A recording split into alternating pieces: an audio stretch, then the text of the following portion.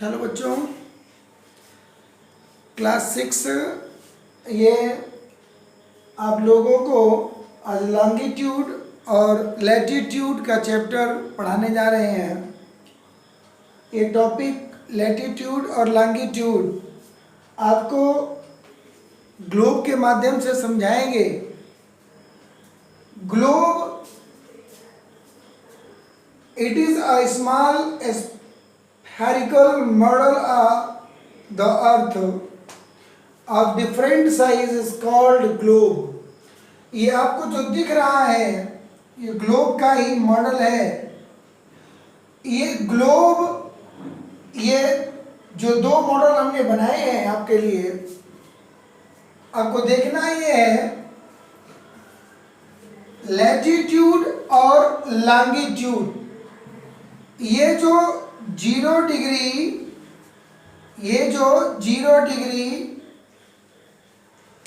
Equator line है, ये जो 0 डिग्री इक्वेटर लाइन है, ये पूरे ग्लोब को नॉर्थ हेमेस्फीयर और साउथ हेमेस्फीयर में डिवाइड करता है।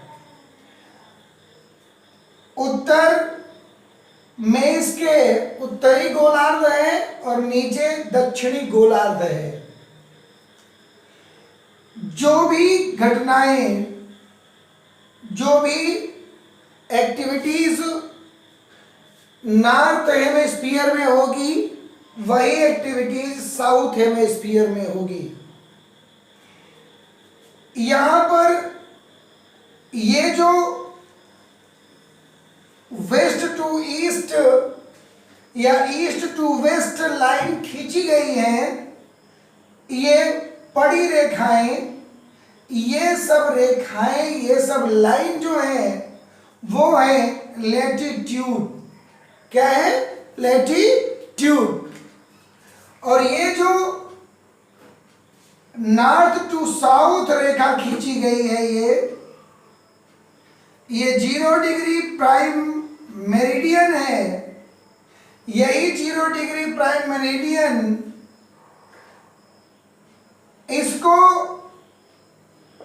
ईस्ट और वेस्ट में डिवाइड करती है।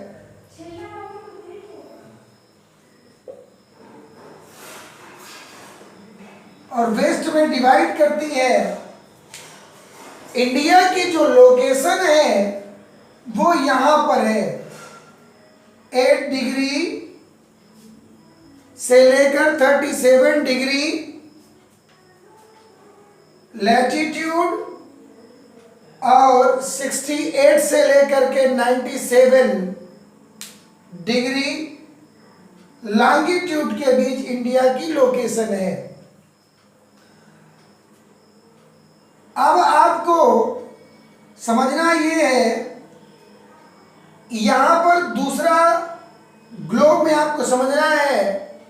दूसरे ग्लोब की कंडीशन ये है, introduction of the latitude. Latitude का इंट्रोडक्शन इसमें आपको समझना है अच्छे से। ये आप देख रहे होंगे, ये है 0 डिग्री इक्वेटर रेखा, जिसको भूमध्य रेखा या 0 डिग्री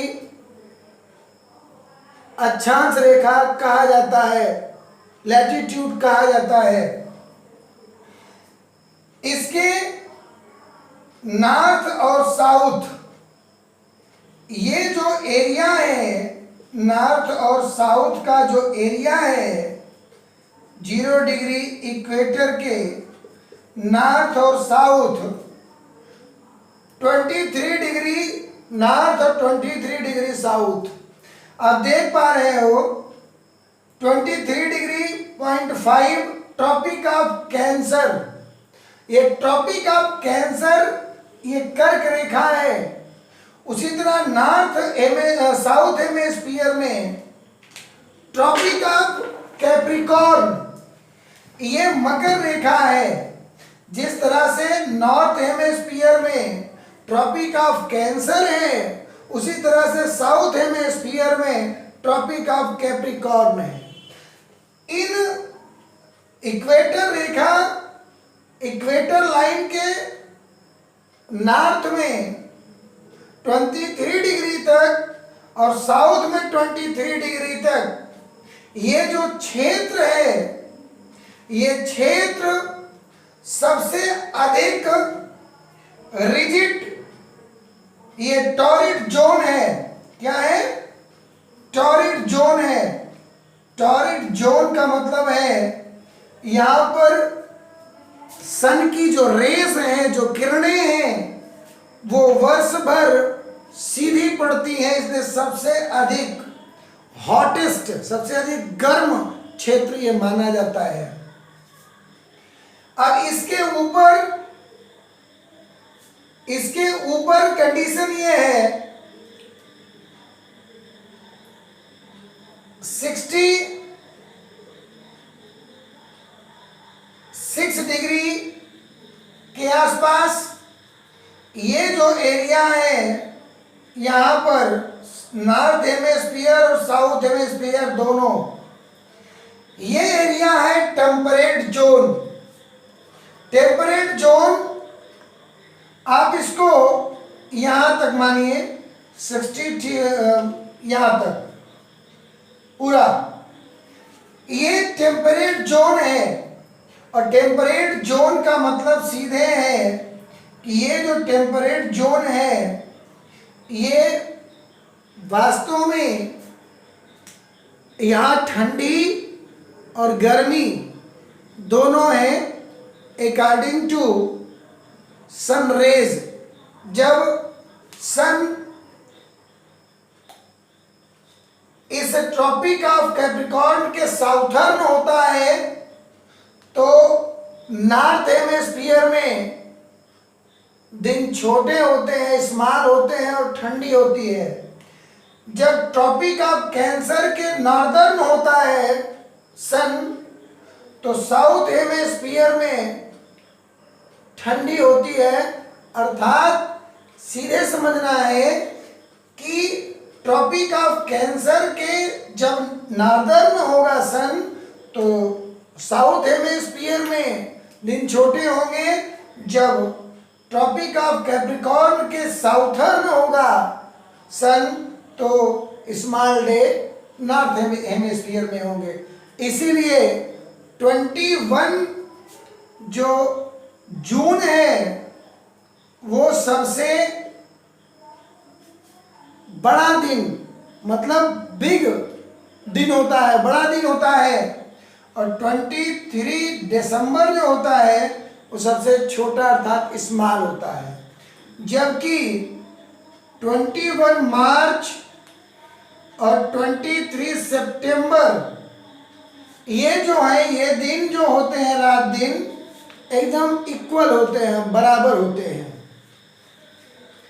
अब आप इसको समझेंगे। अब यहां से ये इसके 66 डिग्री लैटिट्यूड के नॉर्दर्न और साउथर्न वो जो एरिया है वो है फ्रिजिड जोन। यहाँ वर्ष भर बर्फ जमी रहती है। यहाँ पर स्नो पूरी तरह से बर्फ कवर्ड होती है, स्नो कवर्ड होता है पूरा प्लेस। ना तो यहाँ पर वनस्पतियाँ हैं, ना तो फॉरेस्ट है, ना तो जीवन है, ना लोग यहाँ बसे हैं। कोई भी विलेज, सिटी इन एरिया में नहीं है, दोनों हेमिस्फीयर में। ये आप समझ लिए हैं। तो अब आपको चलना है इधर इंटरनेशनल डेट लाइन की तरफ। इंटरनेशनल डेट लाइन के लिए जिम्मेदार कौन है? लॉन्गिट्यूड। ये जो नॉर्थ टू साउथ लाइन खींची गई है, ये खड़ी रेखाएं इस तरह से, ये है लॉन्गिट्यूड्स।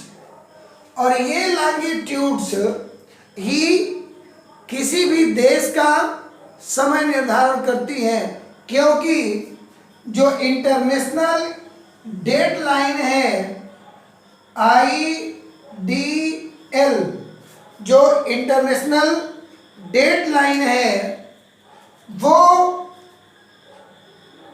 180 डिग्री लॉन्गिट्यूड से गुजरती है, मतलब 0 डिग्री प्राइम मेरिडियन से। और अब आप देख रहे होंगे इधर 30 degree west, 60 degree west, 90 degree west, 120 degree west, 150 degree west, और इधर 30 degree east, 60 degree east, 90 degree east, 120 degree east, 150 degree east, और अंत में 180 डिग्री। 180 डिग्री और 0 डिग्री प्राइम मेरिडियन लाइन एक है जो इंटरनेशनल डेट लाइन है।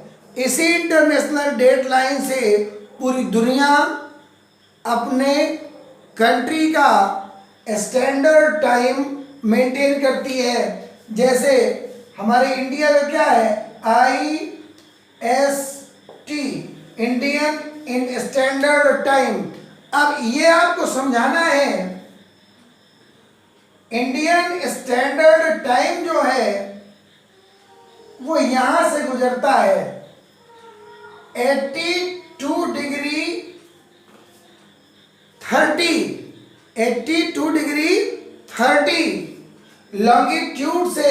इंडिया का स्टैंडर्ड टाइम ये जो लॉन्गिट्यूड है, यही लॉन्गिट्यूड हमारा मानक समय है।